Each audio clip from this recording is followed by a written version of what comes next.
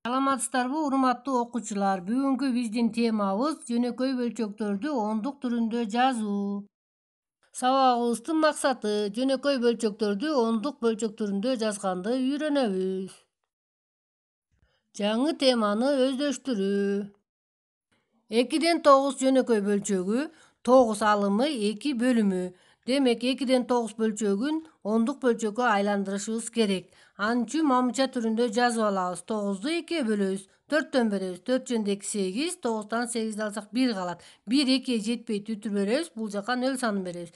5тен беребиз. 5 жөнүндө 2 10. 10дон 10ду алсак 0 калат. Демек 2-9 жөнөкөй бөлчөгүн ондук бөлчөккө айландырганда 4,5 саны келип чыгат. Эми балдар мисал экинчиге көңүл буралы. 5тен 27ден алалы 2-9'ту. Анын үчүн ондук бөлчөк түрүндө айландырып жазып алабыз.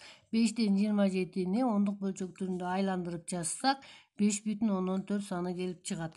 2-9 жөнөкөй бөлчөгүн ондук бөлчөккө айландырсак 4,5 саны болорун биз билебиз. Демек 5,4төн алабыз 4,5'ти. Анда 0,9 калат. Демек балдар жооп 0,9 саны келип чыгат.